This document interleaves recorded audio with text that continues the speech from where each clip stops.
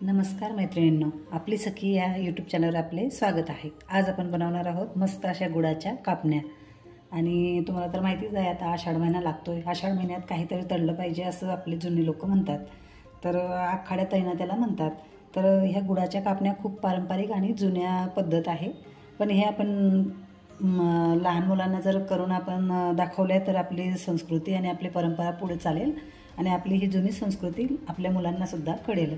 तर त्यामुळे आपण आज गुळाच्या कापण्या बनवणार आहोत। तर गुळाच्या कापण्या बनवण्यासाठी मी इथे हे गव्हाचं पीठ घेतलेलं आहे।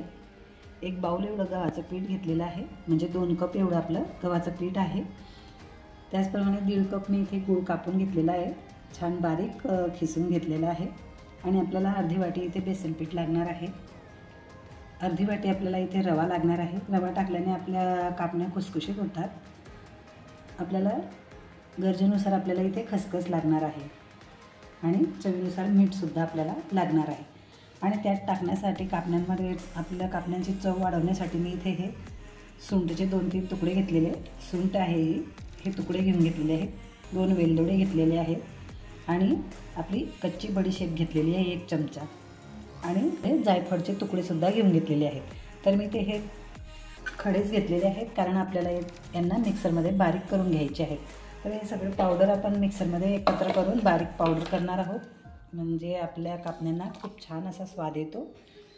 तर हे सगळ्या वस्तू जे मी घेतलेले आहेत, वेलदोडा, जायफळ आणि कच्ची बडीशेप, हे सगळं मिश्रण मी आता मिक्सरला बारीक वाटून घेणार आहे। त्यामध्ये बारीक वाटून घेण्यासाठी आपण मीठसुद्धा टाकून देऊ, म्हणजे ते पटकन बारीक होऊन जाईल। तर मिक्सरला आता हे आपण सगळं फिरून घेऊ। तर इथे आपण हे सगळं पावडर करून घेतलेली आहे, सुंठ, जायफळ वगैरे सगळं, आणि ही पावडर आपण आता एकीकडे ठेवूया। आणि इथे मी एक भांडं घेतलेलं आहे, पातेलं, त्यामध्ये आपल्याला हा गूळ टाकून घ्यायचा आहे।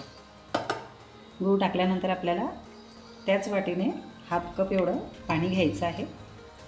ते पाणीसुद्धा आपण गुळात टाकून त्याला छान एक उकळी आणून घेऊया, म्हणजे गूळ पूर्ण विरघळून जाईल। तर आपलं इथे छान गुळाचं पाणी उकळून गेलेलं आहे आणि हे उकळलेलं पाणी आपण आता थोडं थंड होऊ देऊ। कोमट झाल्यावर आपण हे भिजवायला घेणार आहोत। गुळाचे पाणी आपण उकळून घेतलेले आहे आणि आता इथे एका पसरट भांड्यामध्ये आपल्याला हे कापण्यांचं पीठ भिजवून घ्यायचं आहे।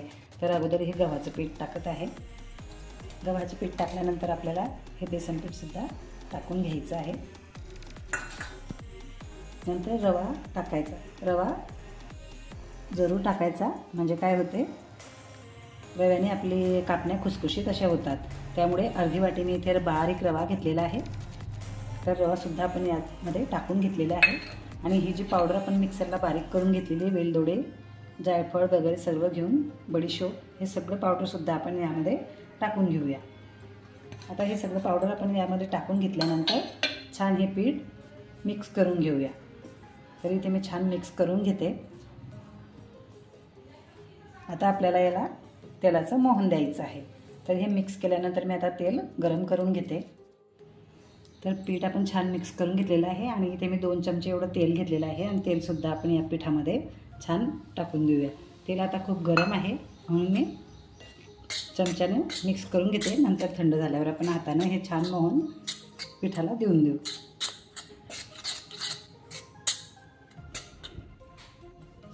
तर आता हातानेच आपण छान पूर्ण पिठाला तेल लावून घेऊ, म्हणजे आपल्या कापण्या खुसखुशीत होतात।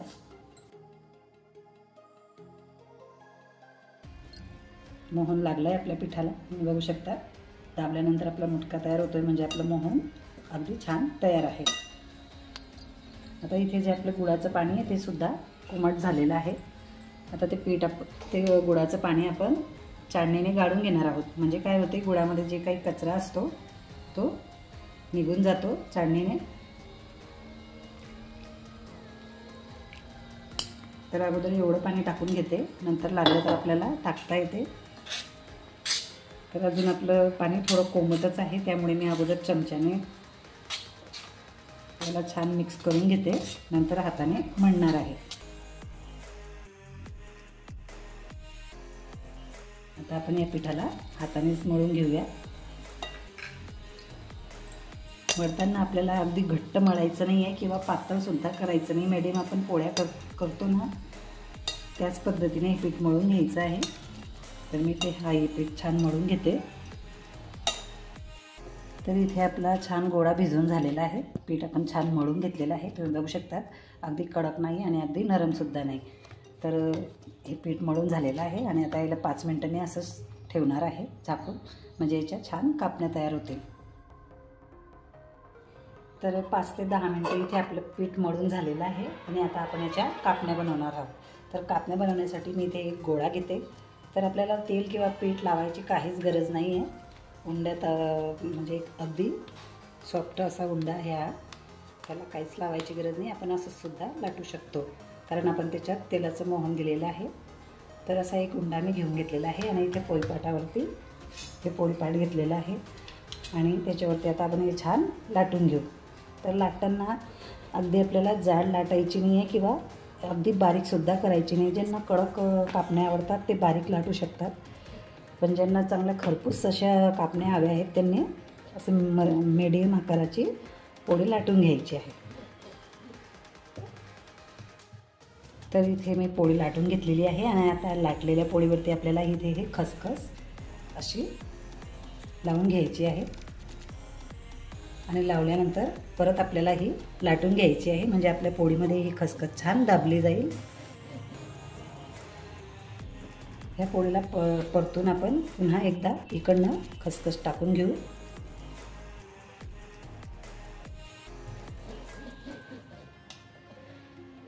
हे लाटून घेतल्याने काय होते, आपली खसखस या पिठाला छान चिटकून जाते, निघत नाही तळताना। तर इथे आपली ही पोळी छान लाटून झालेली आहे। दोन्ही बाजूंनी खसखससुद्धा छान चिटकून गेलेली आहे आणि आता आपण ह्या कापण्या कापून घेणार आहोत। तर कापण्या कापण्यासाठी मी इथे चाकू घेतलेला आहे आणि चाकूच्या साहाय्याने मी इथे ह्या कापण्या कट करून घेणार आहे।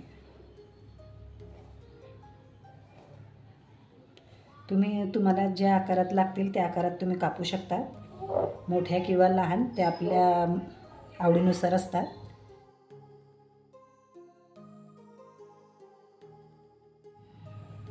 तर या कापण्या आपल्या कापून झालेल्या आहेत। तुम्ही बघू शकता किती छान आपल्या कापण्या निघत आहेत त्या। अशा कापण्या आपण कापून घ्यायच्या आहेत आणि इथे मी तेल तापवायला ठेवलेलं आहे।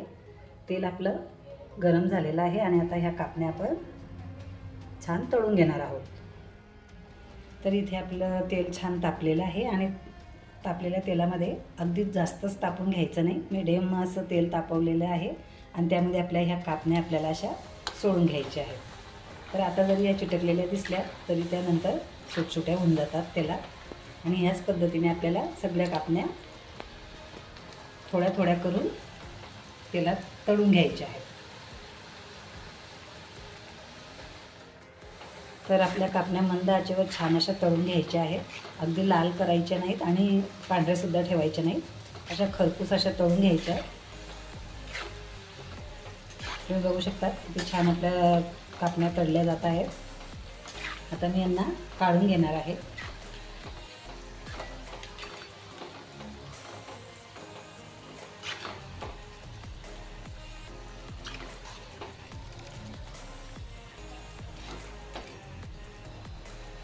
ह्या कापण्या काढल्यानंतर परत आपण दुसरी बॅच तेलात टाकणार आहोत।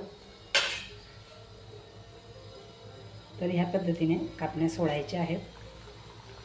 कापण्या सोडताना सांभाळून सोडाव्या कारण हातावर आपल्या तेल येऊ शकते।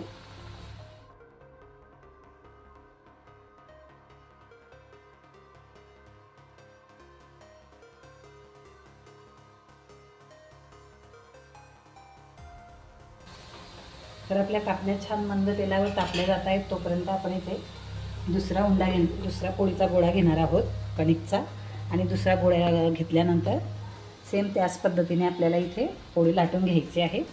तर मी इथे उंडा तयार करून घेतलेला आहे आणि ह्या उंड्याला सुद्धा छान पोळी लाटून घेते। तुम्ही बघू शकता मी इथे तेल किंवा पिठाचा वापर केलेला नाही आहे, अगदी सहज आपलं पोळी लाटली जाते आहे।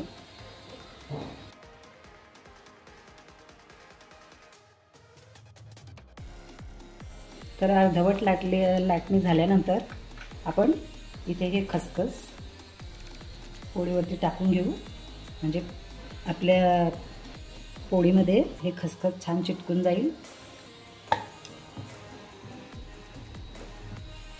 परत पालतून दुसऱ्या बाजूने सुद्धा आपल्याला छान खसखस लावून घ्यायची आहे आणि इकडनं सुद्धा थोडीशी लाटून घेऊ।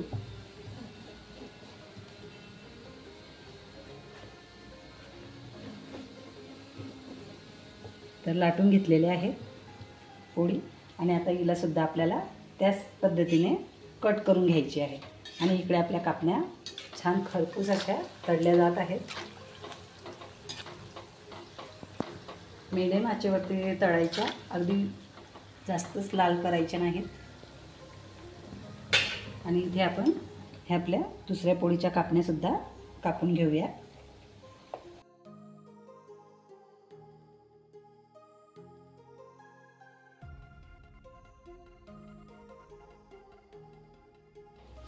आता ह्या तळलेल्या कापण्या काढून घेऊया।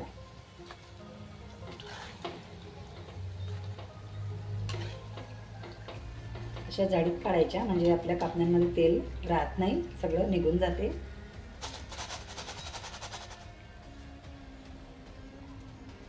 आणि इथे आपण आपल्या दुसऱ्या पोळीच्या कापण्या सुद्धा टाकून घेऊया।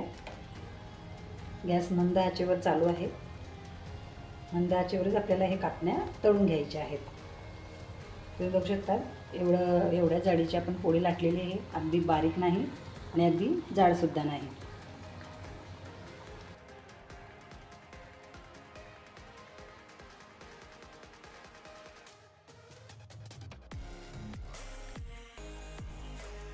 तर मैत्रिणींनो, इथे आपल्या कापण्या तयार झालेल्या आहेत, तुम्ही बघू शकता। आणि जाड ठेवल्या तर अशा छान मस्त लेअर त्यांना पडतात।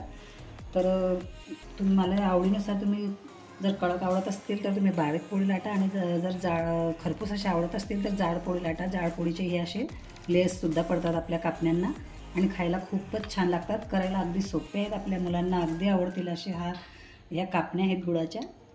तर मैत्रिणींनो, तुम्हाला हा कापण्यांचा व्हिडिओ कसा वाटला ते मला कमेंटमध्ये नक्की कळवा आणि आवडला असल्यास लाईक करा, शेअर करा आणि आपल्या चॅनलला सबस्क्राईब करा।